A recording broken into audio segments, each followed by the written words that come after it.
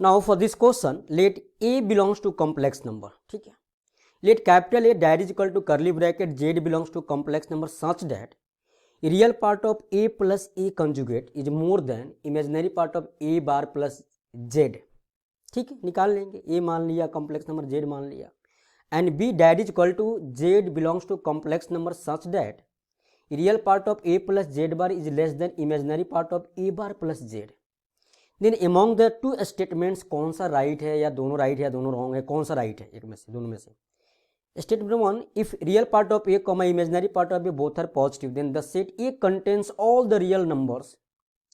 Statement 2, if real part of A comma imaginary part of A is negative then the set B contains all the real numbers. यार simple बात है, आप तो ए और Z बार कहाँ से लाओगे, आप कॉम्प्लेक्स नंबर एज्यूम कर लो।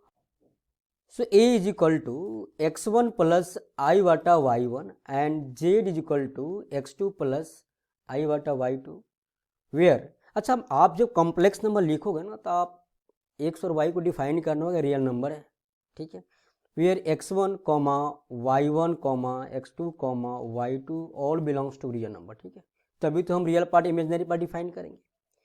तो यहाँ से एक कंडीशन के अनुसार क्या होगा हमारा कि भाई जो real part of A plus Z bar है ना, वो क्या आएगा मेरे पास, real part of A means x1 plus i बाटा y1 plus Z bar means x2 minus i बाटा y2 that is more than imaginary part of this complex number x1 minus i बाटा y1 x1 माइनस आई बाटा y1 Z means x2 minus i बाटा y2, ठीक है, चलेगा। So from here we have to right कि मुझे तो भाई इसके रियल पार्ट से मतलब है और इसके इमेजिनरी पार्ट से मतलब है, तो रियल पार्ट क्या आएगा, from here we have to write x1 plus x2 that is more than y2। एक मिनट, इमेजिनरी पार्ट क्या होगा यहाँ पे, ये क्या था, एक मिनट मैं थोड़ा मिस्टेक कर रहा, ए बार तो ये प्लस होगा यानी y2 माइनस y1, तो मुझे तो एक रिलेशन आ गया, ठीक है। और स्टेटमेंट 1 क्या बोला है कि जो then the set A contains all the real number, तो ए जो है ए बिलोंग्स टू जो जेड है ना, जेड बिलोंग्स टू ए, ठीक है। Sorry, A belongs to Z, ये है ना, ए इज इक्वल टू है ना यहाँ पे, ठीक है। तो उसने बोला है कि स्टेटमेंट 1 में कि भाई real part of A and imaginary part of A जो complex number that are positive means x1 y1 क्या है यहाँ पे, स्टेटमेंट 1 को डिफाइन करूँ मैं तो x1 comma y1 both are positive. अब x1 y1 पॉजिटिव है और x2 y2 के बारे में कुछ भी मेंशन नहीं है। अब x1 y1 तो हम रियल नंबर है तो कुछ भी ले सकते हैं, आप कुछ भी ले लो ना। अगर ये हमेशा ट्रू है, सेटिस्फाई हो रहा है, तब तो बोलेंगे स्टेटमेंट 1 क्या राइट है, करेक्ट है। यार ऐसा हो नहीं सकता, देख लो, अगर आपने x1 को पॉजिटिव लिया, हमने 1 लिया, y1 को ले लिया 2, ठीक है, और y2 को कुछ भी ले सकते हैं, आप कुछ भी ले सकते हैं, इसने कुछ बोला नहीं है। तो y2 को हमने 0 ले लिया और x2 को हमने क्या ले लिया, अगर y2 को 0 ले लिया हमने,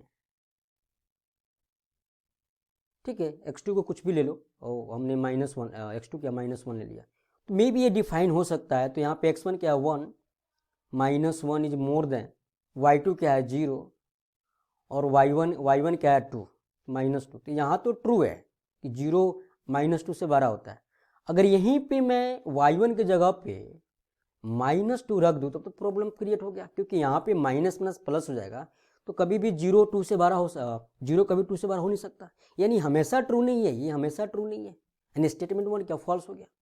now we have to work on statement 2 की real part of A and imaginary part of A is negative है then the set B contains all the real numbers, ठीक है। तो स्टेटमेंट 2 पे अगर वर्कआउट करूँ मैं, तो उन्होंने बोला है कि इसी स्टेटमेंट में जैसे जो इक्वालिटी फॉर्म हुआ x1 plus x2 more than y2 minus y1, x1 plus x2 is more than y2 minus y1, ठीक है। अच्छा, b के लिए बोला ना, सॉरी, आपको b डिफाइन करना होगा यहाँ पे। जो स्टेटमेंट 2 है ना वो क्या है, b जो b कॉम्प्लेक्स नंबर हो, b बिलोंग्स टू z, तो स्टेटमेंट 2 के लिए आपको b पे डिफाइन करना होगा। तो b में उसने क्या बोला है कि कि जो मेरा जो ये कॉम्प्लेक्स नंबर है ना, real part of A plus Z bar is less than imaginary part of A bar plus Z, इसी का इनक्वालिटी उल्टा हो जाएगा, उल्टा हो जाएगा, क्योंकि आपको ए प्लस जेड बार में रियल पार्ट तो x one plus x two आने वाला है और imaginary part of A bar plus Z में y two minus y one आएगा। तो from here x2 plus x1 is less than y2 minus y1।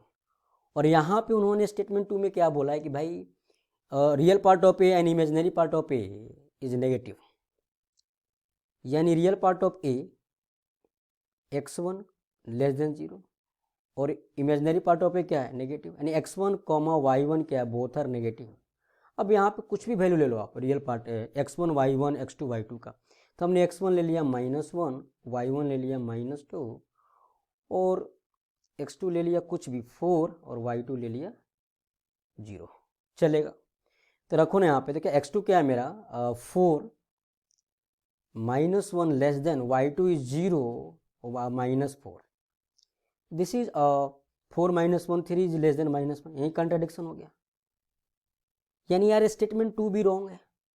हो सकता है कुछ वैल्यूज के लिए सेटिस्फाई कर जाए बट सारे वैल्यूज के लिए सेटिस्फाई नहीं कर रहा है ना कहीं कंट्राडिक्शन तो आ रहा है। करेक्ट है कि भाई मेरा जो ऑप्शन ए है ना, both the statements are false, that is answer is correct, ठीक है।